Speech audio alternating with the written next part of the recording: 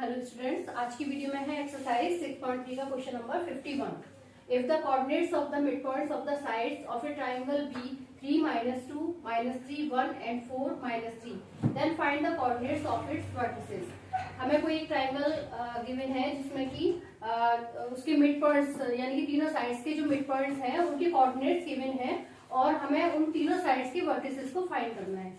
ठीक है, मान लिया ये कोई ट्रायंगल है, इसको मान लिया हमने ए एंड बी एंड सी और इसके जो मिड पॉइंट्स हैं वो हमने ले लिए यहाँ पर। ये मिड पॉइंट्स को मान लिया, ये हो गया डी ई एंड ये हो गया एफ और इसके जो मिड पॉइंट्स है ट्रायंगल के उसके कोऑर्डिनेट्स हमें दिए हुए हैं यहाँ पर। तो डी के मान लिया 3 एंड -2 है, ई के हैं -3 1 एंड एफ के हैं 4 एंड -3। तो हमें ट्रायंगल के ए बी सी पॉइंट्स के वर्टिसेस को फाइंड करना है। तो देखिए कैसे करेंगे। In triangle A B C, A B C D E and F are the mid points of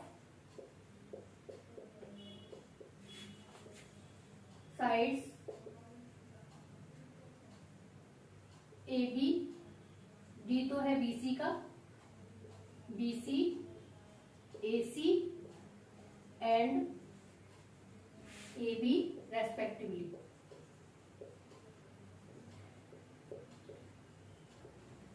ठीक है, ये तो और कोऑर्डिनेट्स क्या क्या हैं and coordinates of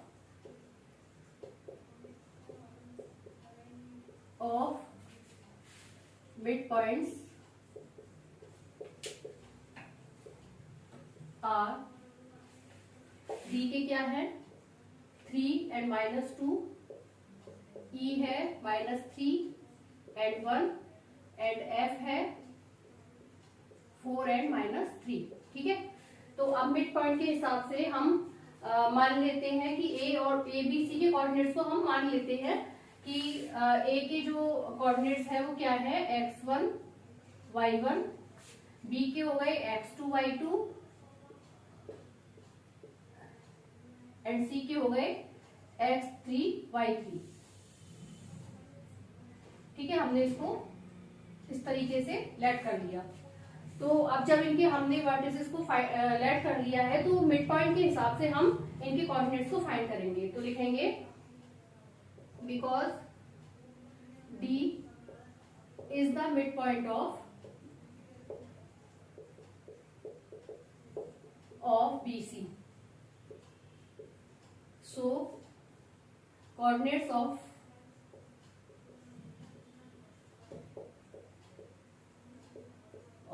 D will be, वैसे तो डी के कोऑर्डिनेट्स तो दिया हुआ है लेकिन हम इसके हिसाब से बी और सी के कोऑर्डिनेट्स को फाइंड करेंगे। तो लिखेंगे x2 + x3 divide by 2 equal to क्या दिया हुआ है 3। ठीक है, सॉल्व करेंगे इसे, ये हो जाएगा x2 + x3 = 6। इसको हमने मान लिया फर्स्ट इक्वेशन। इसी तरह से हम y2 और y3 को लेंगे तो लिखेंगे y2 यहीं पर कर लेते हैं y2 + y3 divide by 2 equals to कितना दिया हुआ है -2। तो ये हो गया y2 + y3 = -4। ठीक है, तो ये इस तरीके से हमारी दो इक्वेशन हो गई। इसको हमने मान लिया सेकेंड इक्वेशन। अब इसी तरह से हम तीनों साइड्स के मिड पॉइंट के हिसाब से इनके जो इक्वेशंस हैं उनको फाइंड करेंगे। तो लिखेंगे हम इसमें because E is the mid point of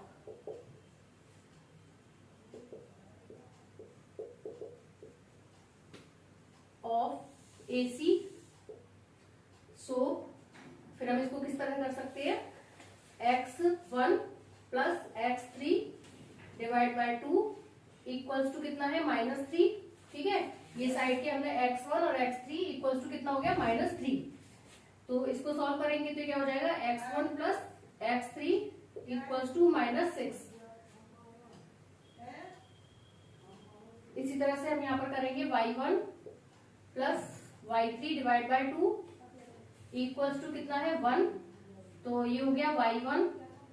अच्छा, इसको हमने मान लिया इक्वेशन 3। ठीक है, अब इसको जब सॉल्व करेंगे तो ये हो जाएगा y1 plus y3 equals to 2। ये हो गई इक्वेशन 4। इसी तरह से हम ए बी साइड के हिसाब से भी, मिड पॉइंट के हिसाब से करेंगे। तो लिखेंगे because F is the mid point of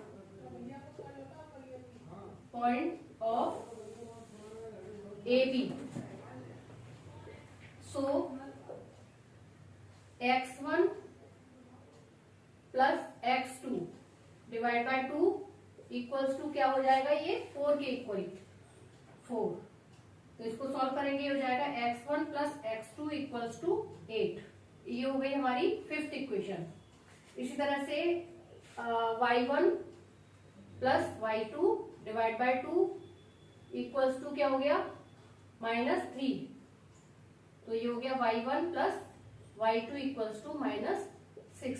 ये हो गई हमारी 6th इक्वेशन। ठीक है, इस तरह से हमने इक्वेशंस को फाइंड कर लिया तीनों साइड के हिसाब से। अब हम इसको कैसे सॉल्व करेंगे, हमें वैल्यूज फाइंड करनी है x1 y1, x2 y2 और x3 y3 की, यानी कि a b c के हमें वर्टिसेस फाइंड करने हैं। तो हम इन इक्वेशंस को लेकर सॉल्व करेंगे और वर्टिसेस को फाइंड करेंगे। तो हम लिखेंगे from equation first, third and fifth. ये तीनों इक्वेशंस को हमने ले लिया। अब इनको क्या करेंगे, तीनों इक्वेशंस को पहले ऐड करेंगे। तो लिखेंगे ऑन एडिंग एबव इक्वेशंस। तो फर्स्ट इक्वेशन हमारी क्या थी, x2 plus x3 equals to, यानी कि हम लेफ्ट साइड को एक साथ ऐड करेंगे और राइट हैंड साइड को एक साथ ऐड करेंगे। इसमें ले लेंगे x1 plus x3 plus x1 plus x2 equals to, ये हो गया 6 -6 एंड 8, 6 प्लस -6 प्लस 8। तो ये हो जाएगा, तीनों ही x1 भी 2 टाइम्स है, x2 भी 2 टाइम्स है और x3 भी 2 टाइम्स है। एक मिनट, यहाँ पर x2 plus x3, x1 plus x3 है यहाँ पर। ठीक है, और x1 प्लस x2। तो ये हो जाएगा 2x1 plus 2x2 plus 2x3 equals to 6 से 6 कैंसिल हो गया, प्लस और माइनस का ये क्या हो गया 8। 2 को हमने कॉमन ले लिया, तो ब्रैकेट में क्या बचा, x1 plus x2 plus x3 equals to 8।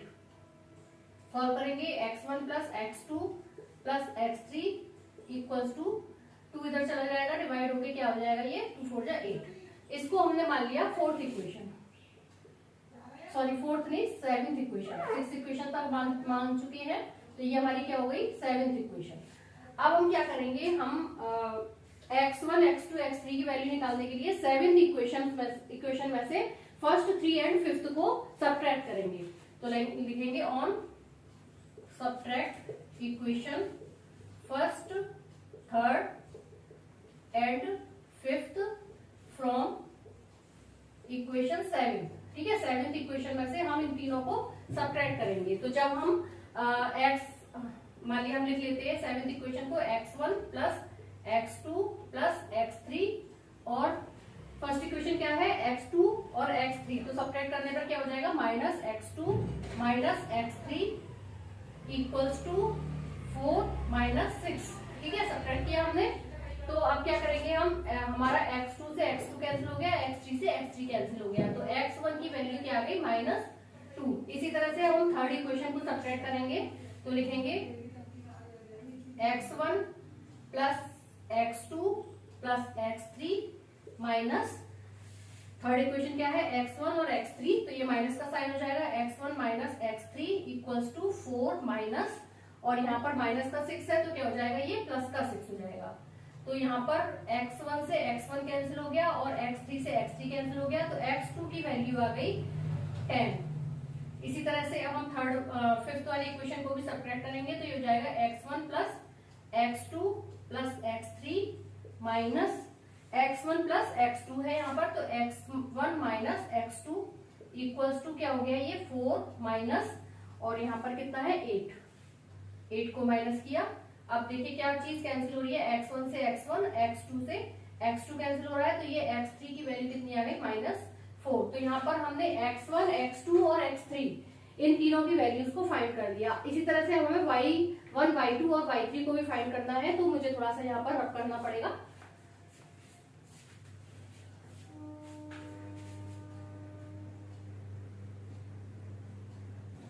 देखिए अब मैंने यहाँ पर तीनों जो वैल्यूज हमने फाइंड की थी x1, x2 और x3, उसकी मैंने यहाँ पर लिख दी है। अब इसके बाद हम y1, y2 और y3 की निकालेंगे वैल्यूज क्या है, तो लिखेंगे from equation second, fourth and six, second, fourth and six. ठीक है, तो हम तीनों को क्या करेंगे, ऐड करेंगे। पहले लिखेंगे ऑन एडिंग, तो जब ऐड करेंगे तो ये हो जाएगा y2 plus y3 plus y1 plus y3 plus y1 plus y2 equals to क्या हो गया, ये यहाँ पर है -4, 2 एंड -6, -4 प्लस 2 एंड -6। ठीक है, इस तरीके से हमने तीनों को ऐड कर किया। तो यहाँ पर भी 2 टाइम्स y1 है, 2 टाइम्स y2 है, 2 टाइम्स ही y3 है, तो ये क्या हो जाएगा 2y1 plus 2y2 plus 2y3 equals to ये हो गया 10, 10 में से 2 गया -8। ठीक है, अब इस इक्वेशन को हमने मान लिया 8th इक्वेशन। अब हम क्या करेंगे, इस 8th इक्वेशन में से सेकंड, फोर्थ और सिक्स्थ इक्वेशन को सब्ट्रैक्ट करेंगे। तो लिखेंगे on subtract equation second, fourth and sixth from equation 8। ठीक है, इसमें से हम तीनों को माइनस करेंगे और फिर देखेंगे y1, y2 और y3 की क्या वैल्यूज होंगी। तो हमारी इक्वेशन क्या है, अभी इसको हमें और सॉल्व करना है। यहाँ पर 1 मिनट,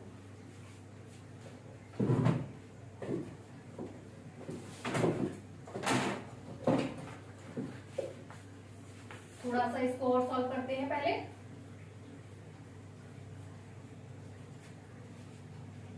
ये भी इक्वेशन हमारी नहीं बनी है। यहाँ पर हम 2 को कॉमन ले लेंगे तो क्या हो जाएगा y1 plus y2 plus y3 equals to -8। तो ये हो गया y1 plus y2 plus y3 equals to 2 को इधर लेके आएंगे तो ये जाएगा -4। अब ये हमारी हो गई 8th इक्वेशन। ठीक है, अब हम क्या करेंगे, सब्ट्रैक्ट करेंगे 8 में से सेकंड, फोर्थ और सिक्स्थ इक्वेशन को। तो लिखेंगे on subtract equation second, fourth and sixth from equation 8। ठीक है, इसमें से हम सब्ट्रैक्ट करेंगे तो ये हो जाएगा y1 plus y2 plus y3 minus, अब पहली वाली सेकंड वाली इक्वेशन क्या है हमारी, y2 और y3 है, प्लस का है तो ये सब्ट्रैक्ट करने पर क्या हो जाएगा माइनस का, y2 minus y3 equals to यहाँ पर -4 है और -4 को ही हमें यहाँ पर माइनस करना है, तो माइनस का 4। ठीक है, तो ये हो जाएगा हमारा y2 से y2 कैंसिल हो गया, y3 से y3 कैंसिल हो गया, तो y1 की वैल्यू आ गई कितनी, ये प्लस का 4 हो गया माइनस का, तो ये आ गई 0। इसी तरह से अब हम फोर्थ वाली इक्वेशन को सब्ट्रैक्ट करेंगे तो ये जाएगा y1 plus y2 plus y3 minus fourth वाली इक्वेशन क्या है y1 और y3, तो -y1 minus y3 equals to -4। इसमें से क्या सब्ट्रैक्ट करना है 2 को, तो -2।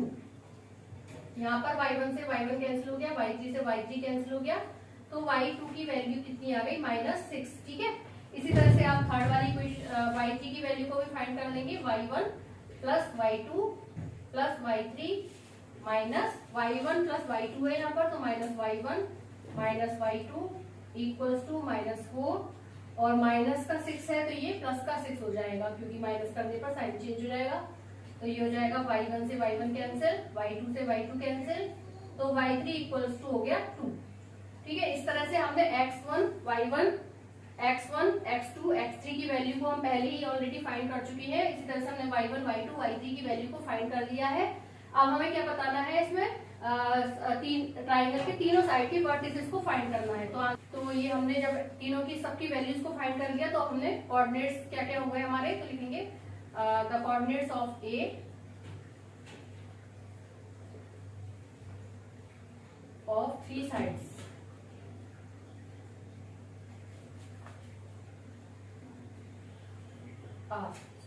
ए के कोऑर्डिनेट्स क्या हो गए, x1 की वैल्यू कितनी आई थी -2 और y1 की वैल्यू कितनी थी 0, एंड b के हो गए 10 एंड -6। इसी तरह से c के हो गए -4 एंड 2। ये हो गया आपका आंसर।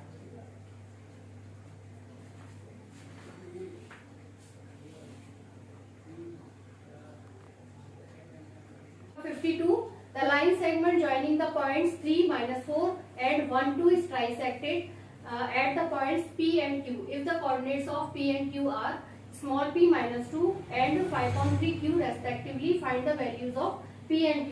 हमें कोई लाइन सेगमेंट दी हुई है और उसके एंड पॉइंट्स हमें दिए हैं 3, -4 और 1, 2, और उसके बीच में कोई दो पॉइंट्स दिए हुए हैं जो उस लाइन सेगमेंट को ट्राइसेक्ट करते हैं, यानी कि 3 इक्वल भागों में डिवाइड करते हैं। तो हमें small p and small q की वैल्यू को फाइंड करना है। देखिए इसको ऐसे समझते हैं, मान लिया ये एक लाइन सेगमेंट है, इसके एंड पॉइंट्स को हमने मान लिया a b, और इसके कोऑर्डिनेट्स हमें गिवन है 3 एंड -4 एंड b के हैं 1 एंड 2, और इसको 3 भागों में डिवाइड किया गया है, जिसके की पॉइंट्स p है small p and -2 and q है 5.3 एंड q। ठीक है, तो हमें p और q की वैल्यू को फाइंड करना है। तो लिखेंगे let AB is the line segment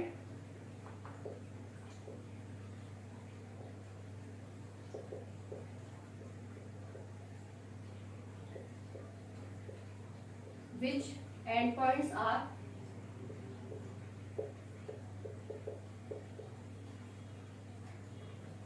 A and B। ठीक है, इसके एंड पॉइंट्स क्या क्या है, A एंड B। ए के कोऑर्डिनेट्स को लिख लेंगे, ए कितना है 3 एंड -4 एंड बी 1 एंड 2। अब इसके बीच में क्या दो पॉइंट्स दिए हुए हैं, क्यू, तो लिखेंगे द कोऑर्डिनेट्स ऑफ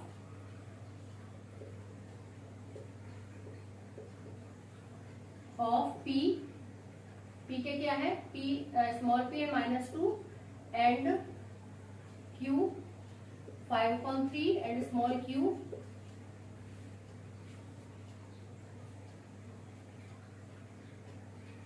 ये कोऑर्डिनेट्स दिए हुए हैं। ठीक है, p एंड q के, विच ट्राइसेक्ट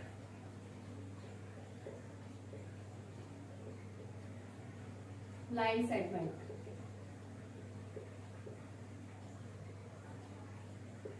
ठीक है, अब देखिए हमें पी एंड क्यू को फाइंड करना है, तो अब हम इसमें रेशियो देख सकते हैं। मान लीजिए ट्राइसेक्शन यानी कि इक्वली डिवाइडेड है, तो 1, 1, 1 3 इक्वल रेशियो हो गए इसके।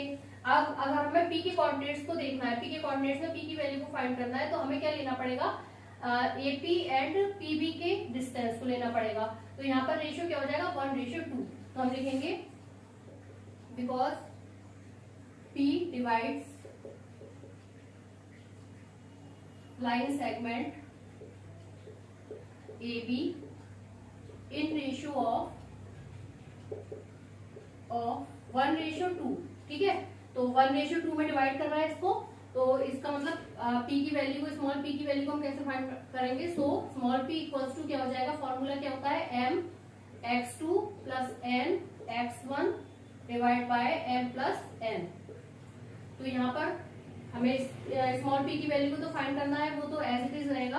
Small p equals to m कितना है 1, यानी कि m रेशियो n कितना है 1:2 है, तो ये हो जाएगा 1 इंटू x2 की वैल्यू क्या हो गई यहाँ पर, ये 1 इंटू 1 प्लस n कितना है 2 इंटू x2 कितना है, x1 कितना है 3 डिवाइड बाय 1 प्लस 2।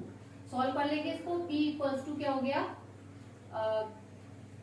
ये तो 1 ही रहा और 7/3। तो P की वैल्यू को हमने फाइंड कर लिया, कितना आ गया 7/3। इसी तरह से हम Q को भी देखेंगे, हम लिखेंगे because Q divides line segment AB in ratio of